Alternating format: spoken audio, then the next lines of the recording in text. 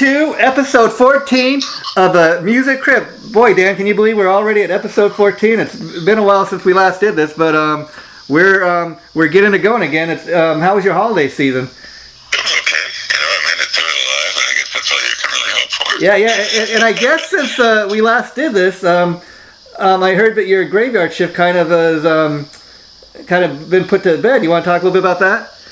Oh, I just changed the location. Oh, okay. So the station it was on for the last few years was the ISX radio. Oh. And it came down to where I needed to either come up with some money and purchase the station. Oh, okay. Well, that's okay. And I don't have that kind of cashola. Yeah, And so I went over a couple of years ago. When I got a couple of years ago, it's probably been about a year and a half ago. I was over on Firebrand Radio, and I was able to. That's when I was playing like full albums. Oh, okay. Yeah. So I've been back there now since probably. I've been probably pushing the stuff over there around the end of October. Oh, okay. Well, that's. So I'm over there now, and it's kind of funny that we're going to be doing the Number of the Beast. Yeah. Because I played that like 3 nights ago. Oh, yeah, funny, I was just thinking like of something we could do, and a lot of these albums, I can't believe, are coming up on like 40, 50-year anniversaries, and I mean, like Deep Purple's Machine Head turns 50 this year, if you can even believe that. Crazy. Yeah, and I mean, talk about Iron Maiden's Number of the Beast. We're doing that, like I said, because this year marks the 40th anniversary of that album. I can't even believe that album's 40 years old, if you know what I mean. So let's get right into it, Dan. I mean, you're kind of sharing me your memories of when that album came out and what it means to you. So why don't you start with us, how you first got into Iron Maiden, or what about this album in particular really kind of... I know that this album's the one that kind of introduced me to Iron Maiden, Right. Yeah. I'm sure that this was the album that most people was at least over probably in the United States. Yeah. Was probably their first taste of Iron Maiden. I had gotten hold of the first 2 albums, Yeah. Killers and the first one, Iron Maiden. Yeah. So I knew what they were about, but I had never heard about Bruce Dickinson. I didn't really, there wasn't like the internet, so you couldn't just pop on the internet and find out that, this guy's leaving, this guy's coming in, and, but, I don't know. Yeah, I did. And my first experience listening to it, it was on a vinyl, right? Yeah. And we were over at this guy's house. He was going to be our future vocalist. Okay. And he put the vinyl on and put on Number of the Beast and played it out in the PA system. Wow. And we were just sitting there with her, just completely blown away, because they do the "Woe to You" over MC, and we're just like, holy crap. Yeah, and I got to tell you, my kind of introduction to Iron Maiden was actually seeing it in a record store back in the day when they actually had these things called record stores where you could go and buy your music, and I remember just the experience of the artwork, seeing that cool looking image on the album cover, and I was like, before I'd even heard a lick of it or knew anything about who the hell Iron Maiden was, I was like, man, I don't know what the hell this is, but it looks so damn cool. I gotta get this, Kind of like seeing, Kiss for the very first time, one of their album covers, like Destroyer or Rock and Roll Over, like we talked about before. But this one too, it was amazing because, like you're saying, they'd already had 2 albums out at this point, and after 2 albums, they go and get rid of a singer. Now, Iron Maiden up until that point was kind of, I would dare say, much more.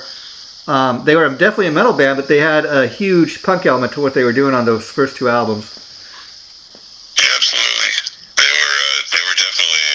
It's kind of like when you mentioned Kiss, when you're just talking about album covers. It's kind of like early Maiden. It's kind of like the way early Kiss was. Yeah, and even they were kind of dirty. They were kind of like just a little more raw. Yeah, and they were really kind of, they still to this day, like, when you think of metal, Maiden is one of those bands. No doubt they're a metal band. And talk about the imagery and everything. the album cover for this freaked so many people out. I was reading last night and prepping to do this today that you had people actually in some of these religious groups. They would like organize album burnings where they would go and buy out, you know, the Number of a Beast at the local record stores, and they would burn these records because they really thought that they were devil worshippers and they were doing the work of the devil. It is just amazing, just the imagery on that album cover, how crazy it drove some of the people back in the day. Exactly. We went to go see them when we saw that tour. So it was Iron Maiden, Girls' School, and the Scorpions. Wow, what a package, and you know, again. And outside of the Salt Lake Salt Palace, that's where we saw them. Yeah. They were groups with crosses trying to say that don't go away and save your soul. Yeah. And we were just like, You're like 17, 18-year-old. We're just like, get out of our way. You're like kind of like, you know, no, hell no, I want to go in. I want to see what this is all about. You know, like the more of it people try to stop you, the more you want to see it. And let me ask you, when you went to that first Iron Maiden show, did you have any idea at the time, Dan, that you had those first two Iron Maiden albums? Did you have any idea by that point that this was a new singer, this wasn't the guy that sang on the first two albums? I had no idea. See, yeah, amazing. Because I hadn't bought the album yet. Yeah. I got the tickets. I went and saw them. Then after I saw them, I bought the album. But it was definitely a hell of a show. Yeah, and you know, They couldn't. They blew the other two. I mean, even with Girls' School and the Scorpions, you couldn't go wrong if you just saw one of those bands. Yeah. But they blew both of them off the stage before they even got on. yeah, and even talking a little bit about the album cover, I was reading, of course, the guy that designed that was Derek Riggs, who's an amazing artist. That he did a lot of the classic Iron Maiden album covers. And then I think at one point he just got kind of too expensive at the band. Thought, we could just get other people for less money to do it, and that's kind of what they've done. But he was really the architect of that type of art. And if you look at any of the stuff even that he didn't design, later on in the band's career, a lot of those, I think, later album covers are based on what he was doing. They were trying to make it look like that, Yeah, for sure. And the interesting thing about that is the Number of a Beast cover I was reading, Derek Riggs said was actually, I never heard this before, but was actually based on a Doctor Strange comic book. Oh, yeah, I was reading about that, yeah. Yeah, and so just kind of really amazing. And when you stop and think about it, like I said, so this is the band's third album. They've already, they've changed the singer at this point. A lot of people weren't even aware of that at that time. And, until later in the tour and stuff, and people buying down, they're reading, it's a new guy. But if you listen to, a lot of people kind of were tricked. They didn't have a clue that it's a different singer. You listen to it now, you can definitely tell. But people just, by Number of a Beast, by the time that comes out, people are like, this is the third Iron Maiden album. This is all great stuff. It's all great. It's a great metal band. But Iron Maiden is really the exception of the rule, because they're most bands, you don't have where the replacement singer is more popular than the original guy. I mean, there was never that demand. Hey, we want Maiden to get back with Paul Di'Anno. That just never happened because Bruce Dickinson fit the part so well. Right. Yeah, he definitely was I think once he joined the band, he brought that extra. He brought what they needed actually to be more successful than what they were. Yeah. And I don't think if Paul Di'Anno had stayed with the band, they would have become they would have been the superhuman freaking group that influenced almost every metal band after them. Yeah, and it's interesting too, because I mean, even when he left and tried to have a solo career, I mean, he didn't have a huge solo career. So I mean, it's not that he's a bad singer or anything. Just I dig some of the stuff he's done, but for whatever reason, Bruce Dickinson is just the voice that everybody kind of latched onto. And even when he left for a couple of years, and they had this guy Blaze Bailey, he did a fair enough job, but it just was not the same. And that's at that point there was a demand. Okay, no, we want you guys to get back with Dickinson, and that's why that kind of had to happen. I've only heard piano on like one other thing. Yeah. And that's a cover of Nazareth Hair of the Dog. Oh wow. And Michael Schenker is playing the guitar. Okay, amazing. And Paul Di'Anno, sadly too, he had a lot of health issues over years. And I heard that he had all these legal issues that prevented him from touring in the United States, But Maiden, I heard once they got back with Bruce's kind of condition, okay, if you guys want me to come back to the band, I'll come back on one condition. I don't want us to become a nostalgia act. I want to continue to put out new music. And that's the one thing I got to give Maiden credit to. They're one of a few metal bands that still, to this day, continue to put out new music, Have you had a chance to hear of a new album? It's like a 2 CD set. Have you heard that, Dan? I haven't heard it yet. Yeah, I haven't heard it, but again, I give them credit for continuing to, put new stuff out there, because there's a lot of bands that aren't doing that. And of course, this was also not only Bruce Dickinson's first album with the band, but this was also the last album to feature Clive Burr. And then after that, Nico McBrain's been with them ever since. Yeah, and then I guess too, I was reading that the album. This is interesting. The album actually peaked on the Billboard chart in the U.S. at number 33, and yet in England, where the band's from, it peaked only at number 54. So it's amazing that this British metal band sold more copies of this in the United States than they did in their own country. Yeah. I think that's because that's where that line in the sand was drawn. Yeah. With the Maiden fans, the ones who even today will go, I like the first 2 albums over everything else they did. It was just those few who, not few, there's a lot of them. Yeah. That really like the first 2 albums over everything else. But everything else is what everybody knows Iron Maiden for. Oh yeah, I mean even to this day, like the 2 hits off of this album, "Run to the Hills" and what's the other one? "Run to the Hills" was "A Number of a Beast," obviously the title track. But I heard even at radio when they were playing "Number of a Beast," they got so many people trying to get that track banned just because they thought it was about the devil. Yeah. Yeah, I think they had this whole thing just because of some of their title choices and their album cover, that they got that these guys are Satanists, thrown upon them, and that was like as far away from the truth as possible. Yeah. I mean, even I've heard over years like Geezer Butler from Black Sabbath saying that like he's a real a mainstream Christian, and he was brought up Christian and everything, but of course, Black Sabbath too, with the imagery and stuff and the crosses, they were kind of messing with people's head, make them think they were satanic worshipers. But he says, no, I'm really Christian. But we kind of played around with that and let people think we were more than we were. Yeah, as far as I know, I think they're from the same town, Iron Maiden and Black Sabbath. Oh, interesting, yeah, and. Somewhere in London.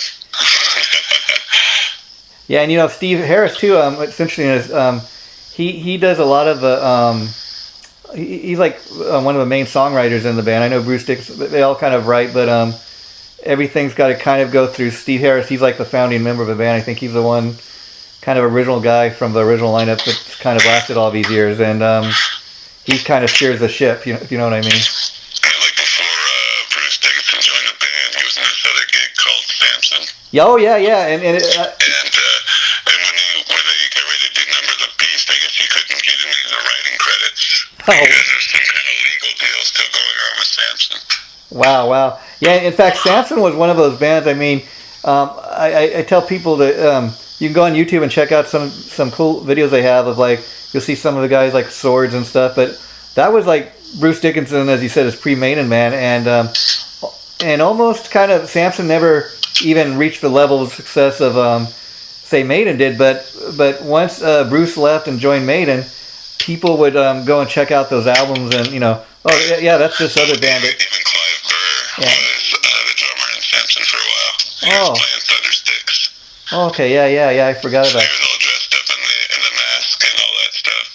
Yeah, and you know, it's interesting too because as much as people love Bruce Dickinson as the Iron Maiden singer, you know, when he went off for a few years and had a solo career, he did not have like this huge solo career. I mean, it was one of those things where people much rather have him and Maiden together than him having any kind of, you know, huge solo career. I like some of his solo stuff, but the thing with his solo career is, and I guess as a solo artist, you kind of have a right to do this.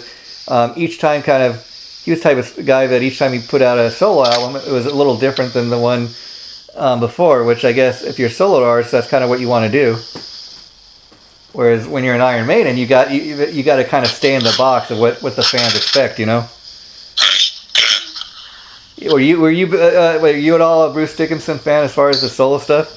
You know, I didn't. I can't say that I was a giant fan of it. I probably listened to it, but you know, it's kind of like when say Rob Halford. Yeah. You know, left Maiden and did Fight, and then just did his own thing. Halford. I didn't really listen to any of that stuff too much either. Yeah, I think of all that stuff he did, I probably like the Halford stuff the best, only because it was the most Priest-like. And I guess they said once people heard that, they said, why don't you just go back to, you know, Judas Priest? Yeah, right. Yeah. And speaking of Judas Priest, I was curious, have you got a chance to hear of the new KK Downing stuff, KK's Priest? You know, I've heard some of it, but I haven't listened to a lot of it, but it sounds pretty damn good. Yeah, it's pretty decent stuff. I mean, people that get pissed off because he calls it KK's Priest, I think that's kind of maybe a dig at them, or that's to be kind of expected. But it is very kind of Priest-like. It, you know, without him kind of trying to copy what they did. It's just kind of, I think, what he brought to the band, or his influence coming out. And then of course you got, you know, Tim Ripper Owens, you know, who was also in Priest. So there's a little bit of his influence obviously coming into it. Yeah, it's not so bad. Yeah, and I think what's interesting about it too is, of course, with Tim Owens being in it, there's not that pressure to kind of fill those huge Rob Halford shoes like when he joined up with Priest. You know, he's kind of allowed to do his thing in KK's Priest. Yeah, exactly. Yeah, and I'm kind of surprised too, this being the 40th anniversary of Number of the Beast, that Iron Maiden isn't, you know, doing anything special to kind of commemorate that. Or it would be cool, like, I think if they came out with like a special anniversary CD with maybe some bonus cuts or something, that would be cool. But I feel like everybody was doing that when they did a 20, 30, 40th anniversary. They just got a box set or something. Yeah. But that could be more of the record company just trying to scoop up more money than the band trying to do anything special, you know? Yeah, what's kind of interesting is I'm sure you've heard of the name Tony Martin. He's a singer that was in Black Sabbath for several years. And a lot of those albums have kind of remained out of print. But I was reading recently where he's saying that Iommi is going to re-release like all the albums he did, like kind of as a box set. And so that's something to look forward to. But what's amazing is here's a guy that was in Black Sabbath for many, many years. And a lot of those albums kind of went forgotten. But he put out this, I don't know if you've had a chance to hear, but I urge you to check out his new solo album. It's called Thorns. Man, it's like the first thing in his career, like to go number one right out of a bat. Right out of a bat, and he's getting a lot of attention for it. Nice. Yeah. So what else have you been up to, Dan? Oh, nothing. Yeah. Nothing really. Just doing my day job too much, and just changed the radio format a little bit, but that was just temporarily. I'm gonna start bringing back some of the old horror stuff and put that back on the air again, and then I'm gonna start building another bass guitar here in a couple of weeks. Oh, that's cool. And and getting back to Maiden, I got to ask, the one thing I always loved about Maiden, I mean, they've gone through their lineup changes over the years, but they've stayed pretty consistent. And I dig the fact that they now have 3 guitar players in the band, for the simple fact that when Bruce came back and Adrian Smith came back, they didn't want to fire their buddy that had replaced Adrian Smith, so they said, oh well, he gets to stay and Adrian gets to come, so we'll just have 3 guitar players now. Yeah, that's pretty kind of loyal, I think, is to say, well, we're going to throw you out so the old guy can come back. But I do like, if you ever seen any of the Iron Maiden videos, like on YouTube or anything, I do think it kind of fattens up the sound having 3 guitar players in there. Yeah, absolutely. And they're kind of like Judas Priest. Yeah.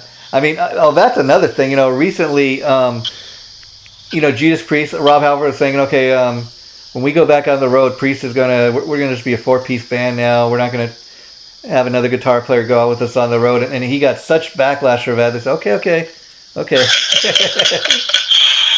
but Andy Sneap he's a producer that has produced the last couple of Judas. He's the one that kind of fills in for Glenn Tipton on the road, and just think for a minute, if you had that gig, I mean, as a guy that replacing Glenn Tipton on the road, I mean, that's got to be a pretty good paying gig, Yeah, for sure. Yeah, and a little bit of pressure. Yeah. And then the final thing, Dan, I kind of more on the subject of Judas Priest and all this and Iron Maiden. I've heard that the Rock and Roll Hall of Fame, or as I like to call Hall of Shame, recently announced their inductees for this year, or at least the bands that they're going to up to be nominated. And I could not believe when I heard that Judas Priest is up again for the third time. But you know who's ahead of Judas Priest, like as far as in the number of votes? Dolly Parton, if you can believe, is nothing against Dolly. I love her, but I don't know that she's really rock and roll. You know what I mean? Yeah, she's totally rock and roll. and then I hear like Judas Priest and Maiden are being nominated. They're at least up for it, but I kind of don't think they're going to get it. Maybe take a couple more times, but I hope I'm wrong. But I mean, especially you think Judas Priest is supposed to be on their 50th anniversary tour. You think after 50 years they could show them some love. Right, exactly. And even Maiden, when I heard they were up for it last year, but the Foo Fighters get in instead of Iron Maiden. I mean, are you kidding me? Nothing against the Foo Fighters. I just saying, maybe Maiden or Priest should have got in before the Foo Fighters. They're up for it for the first time, but okay. Just to let people know, Dan, like we took a break from doing this because the last episode we did was, I think, last November, and we just posted that about the favorite drummers, and so we took a little bit of a break, but we are back, and the episode we just did today will be going up probably about a week or two. I was curious, Dan, did you love this whole album, Number of the Beast, or do you have a favorite song or two off of this? The whole album is freaking excellent. Yeah. But I'd have to say probably my favorite tracks are, like The Prisoner. Yeah, okay, yeah. That one's really cool. Number of the Beast, Run to the Hills. Yeah, that's... Children of the Damned, I don't know. Yeah. The whole album is just... Killer, yeah, that's when they say all killer and no filler, but it's almost like if you were to get 8 of heavy metal, rock and roll songs and put them on an album, this would be those 8 songs. Yeah, and I dare say that, those 8 songs are pretty much, if you go to a Maiden concert, they're in there. They're in that set list. Yeah, for sure. And what do you remember? Because I think the other thing we should share with people, you were sharing with me that not only was this album that got you into Maiden, but that, and you saw them that tour, but you said, okay, that was, I think you said the first and the last time you ever saw the band, because at that point, after that, they've been played in stadiums ever since. Yeah. Yeah, it was a small venue. It was like 5,000 people. Yeah, wow. And it was maybe half to 3/4 full. Wow. And I thought one of the things I always remember is on Steve Harris's bass, he had the mirror pick guard. Oh, yeah. And all the stage lights are coming down, all these different colors. And you know how he's always jumping around towards the front, he's put up on the monitors, and he's right up front. It's like he's the lead singer. Yeah. But all the lights are bouncing off, and it's just flashing colors all over the Yeah, and 40 years. Of course, they had Eddie come out. Oh yeah. That's when everybody, we didn't have any idea that Eddie was going to be coming out. We had no idea. Yeah, and I got to ask you because again, Number of a Beast. I mean, the imagery on that album cover, as far as Eddie, I mean, that's like a classic image. It's I know when I think of Iron Maiden, that's one of the first kind of images that come to my mind. But what do you? I mean, I think Maiden was the first band probably to have any kind of a mascot like that. What do you think of their use of Eddie? And because the interesting thing about Maiden, I mean, first of all, they're not a bunch of pretty boys, but I mean, except for occasional photo on the back of an album cover, I mean, the band has never like even been on the front cover of any of the albums. It's always been Eddie, which I think is a great kind of a marketing strategy. Yeah. I really like that. And then how it's evolved. It's always ever changing. It always evolves on every album. Yeah. It's the band.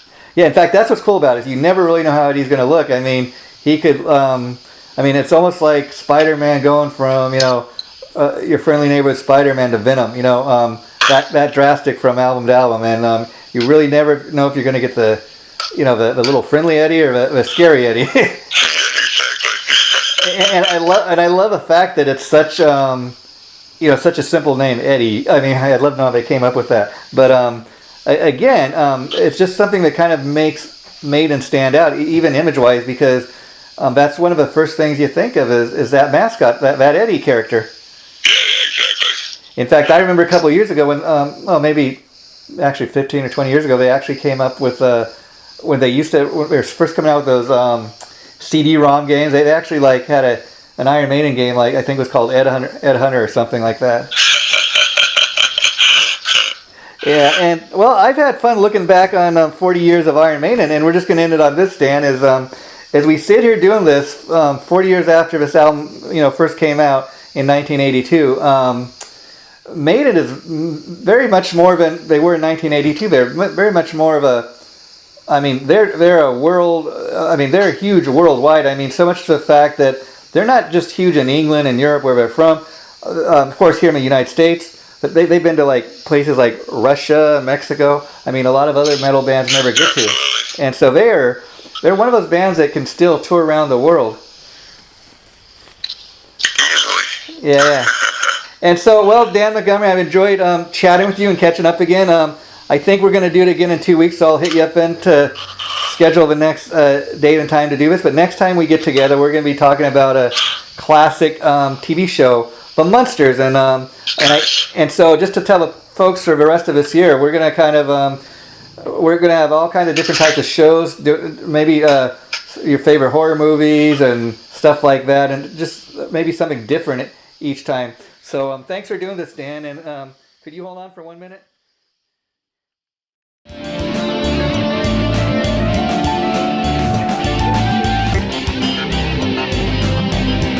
Chaotic Riffs Magazine.